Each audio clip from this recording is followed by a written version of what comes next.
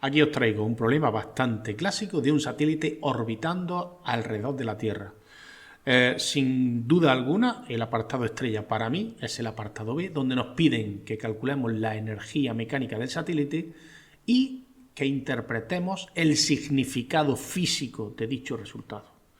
Quiero aquí hacer una llamada de atención a la cordura, a la lógica, a la coherencia, porque detecto que muchos de mis alumnos resuelven los problemas de física como si fueran simples puzzles de números donde metiendo una fórmula se llega a un resultado. Y no, la física no es eso. De hecho, muchas veces podemos resolver problemas utilizando otros recursos y obviando algunos cálculos.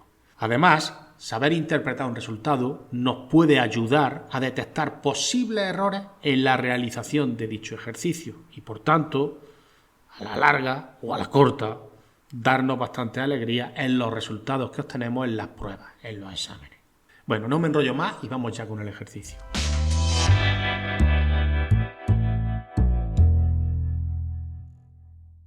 Lo primero que voy a hacer es un pequeño dibujo recogiendo la situación típica y clásica de cualquier problema de satélite. Aquí tengo al planeta Tierra, un satélite que está orbitando con una velocidad orbital, el radio de curvatura o de giro del satélite.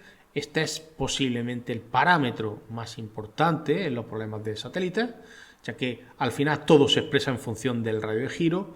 Aparte de ese radio de giro estaría el radio de la Tierra. Precisamente otro de los errores comunes que comete el alumnado es no diferenciar los dos radios y de hecho en algunos cálculos incluso eliminar un radio con otro como si fueran la misma cosa.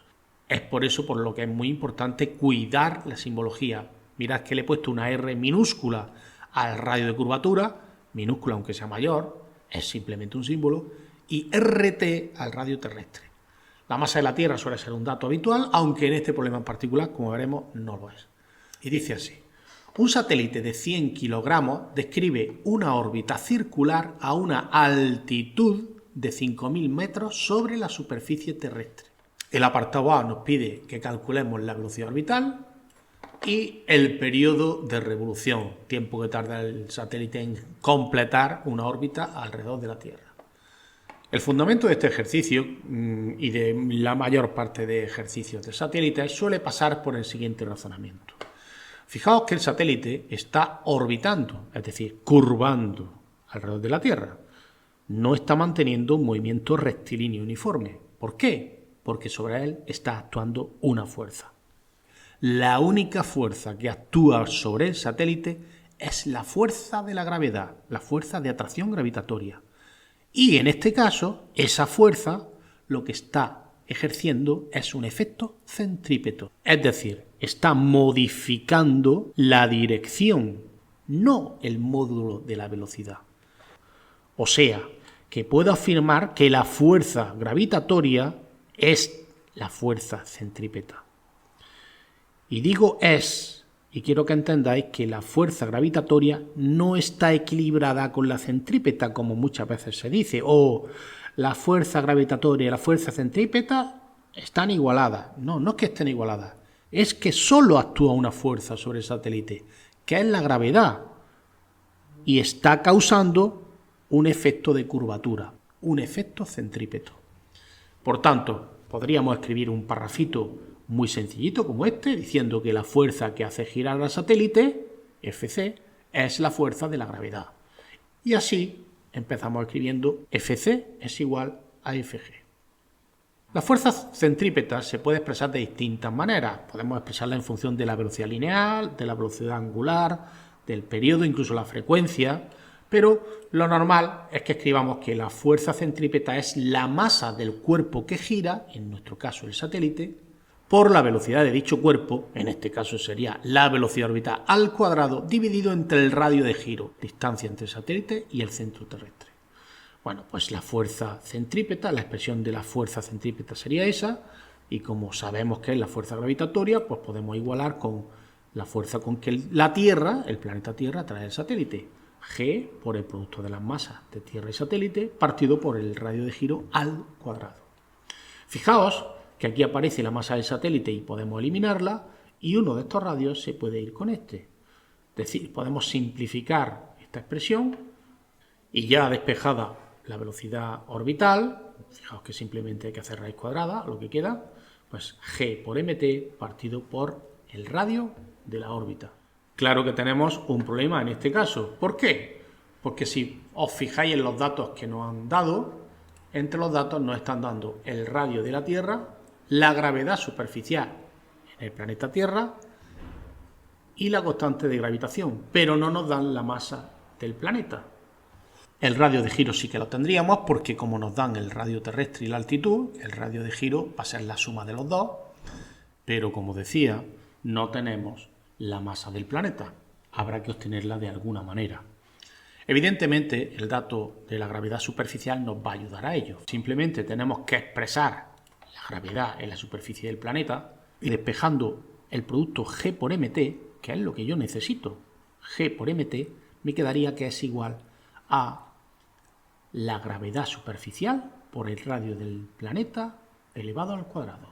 Con lo que ya podemos sustituir, colocamos la gravedad superficial por el radio del planeta al cuadrado y ya podríamos calcular sin ningún problema, introduciendo los números que sí tenemos, mucho cuidado al radio, ya que está expresado en kilómetros, habría que expresarlo en metros. Como decía, sustituyendo esos valores, obtenemos una velocidad orbital de 5,9 km por segundo aproximadamente. Una vez conocida la velocidad orbital, calcular el periodo es relativamente sencillo porque se trata de un movimiento circular uniforme.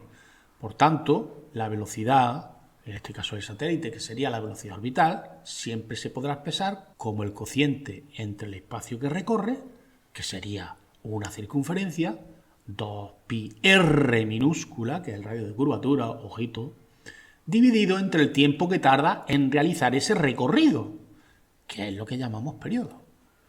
Así que lo único que hay que hacer es despejar el periodo de esta expresión tan simple.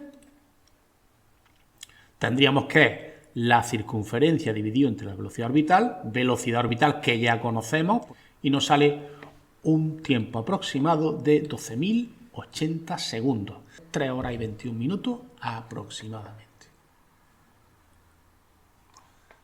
Así que vamos ya con el apartado B. Como decía, para mí la parte más interesante de este ejercicio, no la más difícil, pero sí desde el punto de vista formativo, de aprendizaje en este bloque de campo gravitatorio, porque vamos a calcular la energía mecánica y la vamos a interpretar. Vuelvo a recoger aquí el dibujito, simplemente para tenerlo de apoyo visual, no lo vamos a necesitar demasiado. Y bueno, muy sencillo, la energía mecánica de un satélite o de cualquier cosa es la suma de la energía cinética más potencial que tenga esa cosa, ese objeto, ese sistema, ¿vale?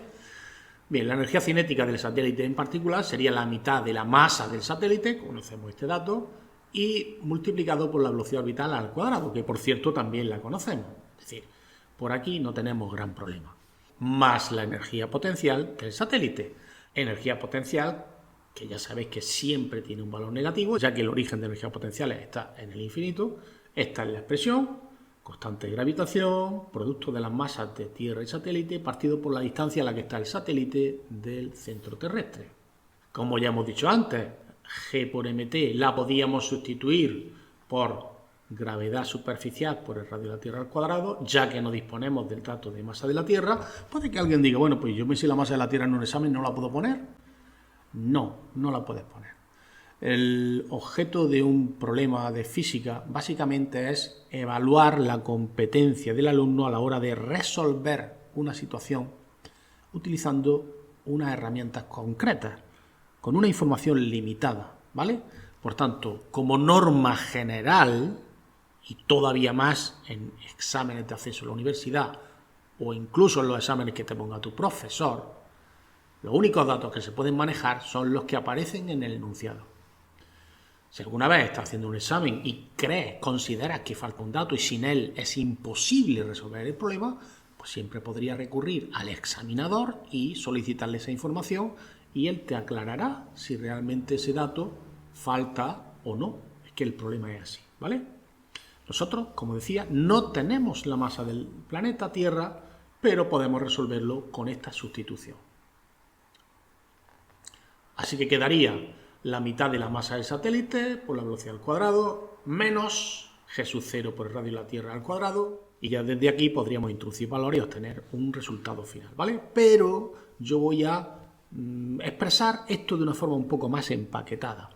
¿Por qué? Pues digamos que no me apetece introducir ahí la velocidad orbital, que ya sé que hemos obtenido en el apartado anterior, pero que viene con un redondeo y no quiero realizar ese redondeo. Es decir, quiero ser más preciso.